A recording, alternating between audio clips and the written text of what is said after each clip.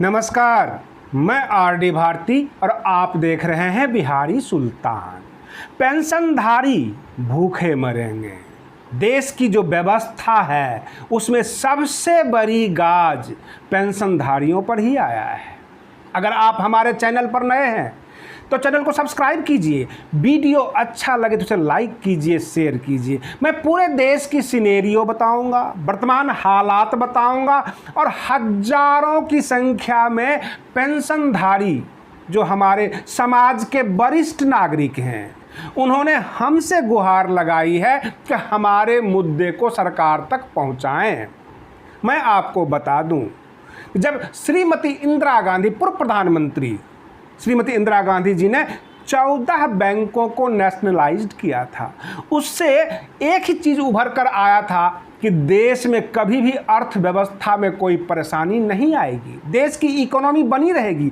और देश की इकोनॉमी बनी रहती है इन पेंशनधारियों के वजह से, क्योंकि ये अपना जीवन भर की कमाई अपने बैंक अकाउंट में रखते हैं और इनके प्रोविडेंट फंड होते हैं। इनके जो कुछ भी कटिंग अलाउंस हमेशा हर महीने जुड़ता रहता है और उसको इकट्ठा करके रिटायरमेंट के वक्त सरकार इन्हें देती है। सरकार कोई दान में नहीं देती, जो इनका पैसा होता है वही देती है। और उसी पैसे में कुछ लोग आधा पेंशन बेचकर इकट्ठा पैसा ले लेते हैं, कुछ लोग पूरा पेंशन के रूप में लेते हैं। और उस पेंशन के रूप में जब ये लेते हैं तो हर साल इनको एक लाइफ सर्टिफिकेट भी देना पड़ता है कि मैं जिंदा हूँ। अब आप सोच सकते हैं कि जीवन भर के पसीने की कमाई को अगर प्राप्त करना हो सरकारी खाते से, सरकारी खजाने से, तो ये लिख कर देना पड़ता है कि मैं जिंदा हूँ। चलिए, आपने वो किया तो ठीक कि मैं जिंदा हूँ, कहीं कोई गलत व्यक्ति ना पैसा उठा कर ले जा रहा हो। परंतु यह कहाँ का कानून, कहाँ का इंसाफ है कि विजय माल्या, नीरव मोदी और जितने भी बड़े बड़े लोग हैं जो आपसे पैसे लिए, लोन लिए और देश छोड़कर भाग गए, और फिर आपने उनके पैसे को राइट ऑफ कर दिया, जिसको कहते हैं माफ़ कर देना। राइट ऑफ का मतलब अब यह पैसा निकाला नहीं जा सकता। देश में एनपीए बढ़ रही है। एनपीए का देसी भाषा में मैं बताऊं, नॉन पेमेंट अकाउंट, जिसका पैसा दोबारा नहीं आता है वापस, उसको एनपीए में डाला जाता है। देश के पेंशनधारी यानी 60 साल से ज़्यादा उम्र के लोगों के ऊपर इतना बड़ा गाज क्यों? देश का दुश्मन क्या यही है? ये प्रश्न उठता है। पिछली सरकारें और बाकी सरकार और संविधान में जो वर्णित है कि देश का जो डिप्रेस क्लास है, जो दबा कुचला क्लास है, उसमें एक वरिष्ठ नागरिक भी आते हैं। वरिष्ठ नागरिक, विधवा, विकलांग, महिला, सबके ऊपर हमारा संविधान काफ़ी लीनिएंट व्यू रखता है, काफ़ी दयावान रखता है। परंतु हमारी जो सरकार है, इनके डिक्शनरी में दया शब्द है ही नहीं। दया शब्द ये समझते नहीं हैं। इन्होंने पहले 12% जो ब्याज था उसको घटाना शुरू किया और आज वर्तमान हालात पर 6.5% पे लाके टिका दिया है, जो पेंशनधारी के पैसे बैंक में होते हैं। जब उसके ऊपर ब्याज मिलता है तो मिनिमम से मिनिमम ब्याज देते हैं। ऐसा दोहरा नीति क्यों? हमारे देश के प्रधानमंत्री कहते हैं भारत युवाओं का देश है। क्या उनके पास यह गणना है कि कितने पेंशनधारी देश में हैं?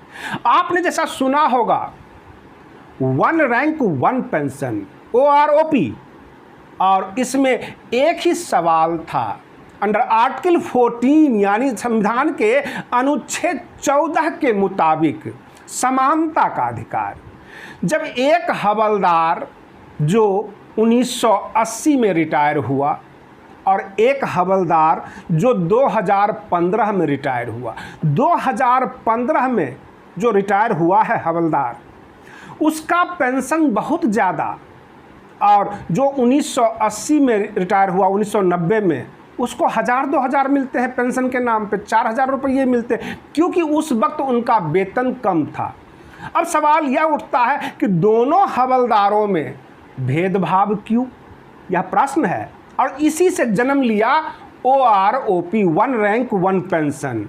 यानी अगर हवलदार की पेंशन है तो सबकी बराबर होनी चाहिए, सूबेदार की पेंशन है तो सबको बराबर होनी चाहिए। परंतु सरकार उस मुद्दे को भी खटाई में लटकाए हुए है।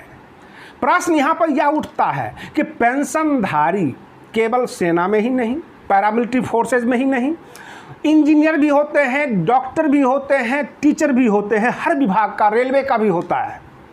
सबके साथ एक कॉमन समस्या है कि जो उनका रकम बैंक में है उसके ऊपर ब्याज दर दिनों दिन घटाती जा रही है सरकारें।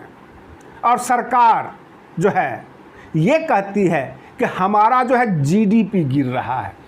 आपने कोरोना संकट झेला, उसके बाद सीमा पर तनाव का संकट है, सारे तनाव इस पेंशनधारी के ऊपर ही आकर रुक जाते हैं। यह बहुत बड़ा मूल प्रश्न है और इस प्रश्न को ढूंढना होगा।